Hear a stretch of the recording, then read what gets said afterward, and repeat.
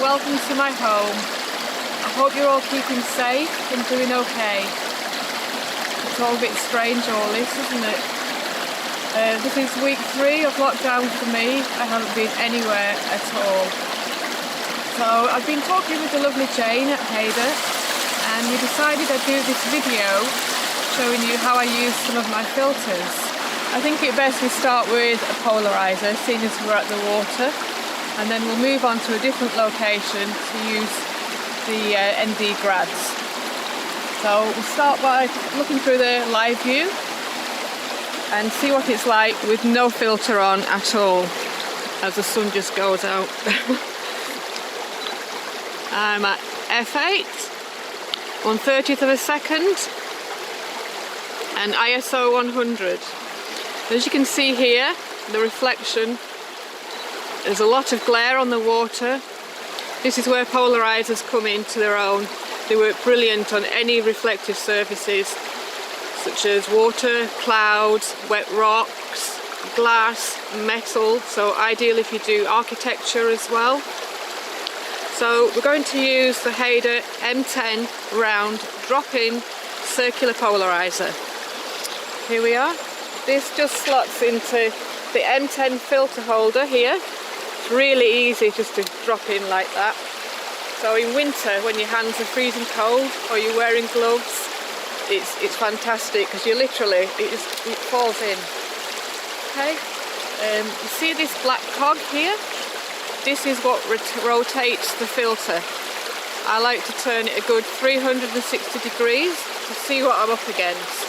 So just take a look at the live view, and can you see it changing? Just move. I'm looking in this area here. I'm looking for contrast and detail. I think somewhere there would be quite good. Let's have a look. See, that's giving me 1/8 of a second there.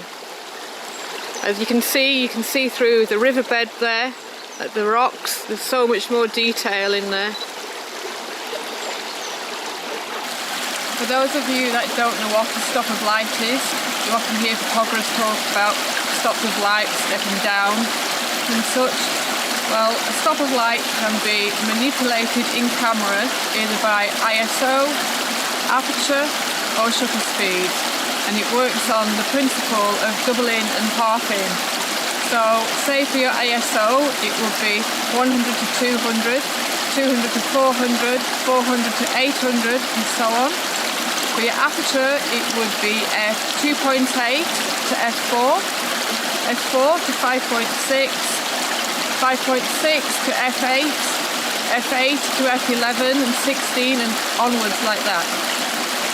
For your shutter speed it would be 1/4 of a second to half a second, half a second to 1 second, 1 second to 2 seconds, 2 seconds to 4 seconds. I hope that's not too much geeky speak. It sounds a lot worse than it actually is. Once you get your head around it, it's not bad at all really.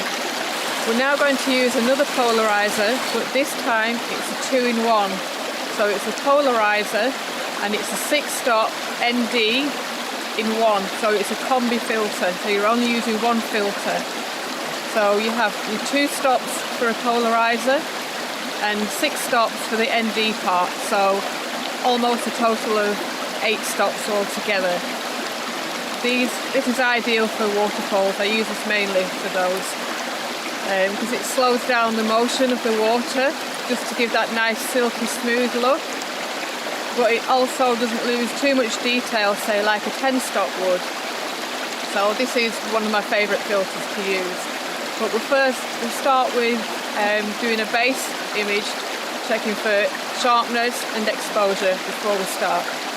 So again, I'm at f8 and 1/30th of a second, ISO 100, and we're looking around about this kind of area. Right, so here is the filter. This is the Haida M10 round. It's another drop-in one like the previous filter, and you simply drop it in here like that. and it's got the black peg on the top here so you can rotate it. All I'm doing here is changing the shutter speed. The ISO and aperture will stay the same. So that's giving me a reading of 2 seconds there. Sometimes you have to take a couple of shots just to get a feel for it. With experience, as you build up, it makes it a lot easier. You really do get a feel for it. I hope that all makes sense. Okay? So here we are at our new location. Don't worry, I'm still at home. I haven't gone anywhere. I know, very lucky having this as my backyard. I feel so sorry for those living in apartment blocks right now in the middle of cities. It must be awful. I would go stir crazy. But let's have a look at some NDs, ND grads, also known as neutral density graduated filters. And neutral they should be. That's what I love about Haida filters, for the neutrality, compared to some other filter manufacturers that have strange kind of magenta or green colour cast going on. I used to use Lee filters. They're famous for having blue colour cast. And yes, it can be easily fixed in post-processing, but why should you when you pay all this money for filters? You know, they don't come cheap. Some would say, well, why don't you bracket your exposures and blend in post-processing? And that's a fair point, and something I do actually do. But I enjoy the craft of using the filters. I love nothing more than seeing the perfect image pop up on the back of my camera. It's like a challenge to me, an addictive game, like a computer game. It's just something that I enjoy. I enjoy being out in the outdoors and the landscape. To me, that's far better than stuck behind a computer hours on end editing. But everybody's different, it's each to their own.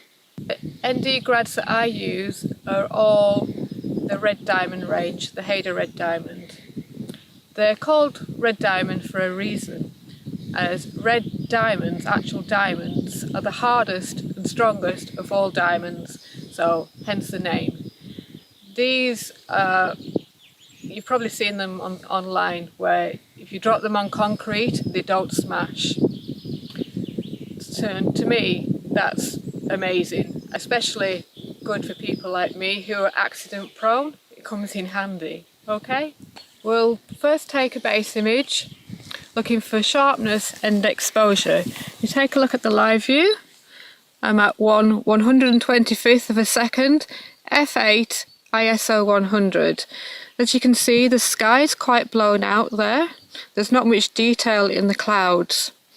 So we're going to have a look at a medium grad. This is the Red Diamond medium. This just slots in here. This is a 3-stop. You just slide that in there. You have to be careful not to push it down too far. I think somewhere around about there. Sometimes you can just back it up, it helps. As you can see, it's brought in the lovely blue sky, and you can see the shape in the clouds where there was nothing before. If I just take it out, I'll show you the difference. See? You can't see any clouds there, it's just completely blown out. So this is a 3-stop filter, so it's 3 stops at the top and clear at the bottom, so a gradual medium transition from top to bottom. With ND grads, they come in 3 different transitions, so soft, medium and hard. Me personally, I don't use or actually own any hard grads, as it doesn't really suit my photography.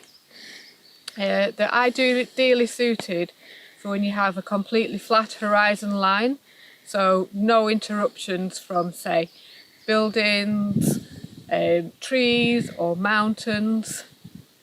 If I were to do a seascape, I would probably use a reverse grad, as it would be sunset or sunrise. But that's just personal taste. Hard grads are popular and people do use them. So we'll now have a look at a soft grad. this is probably my favourite of all. So I'll just slot this in here. It just slides easily in here. And again, don't slide it in too far. This is a softer transition line. I don't know if you can see. Just around about here, I would say it is. If you go all the way down. And you see the detail, it's brought in a lot more detail because this is a 4-stop, a soft grad. So an extra stop compared to the medium. Okay? And we can just simply just take it off like that. That's the difference. Okay?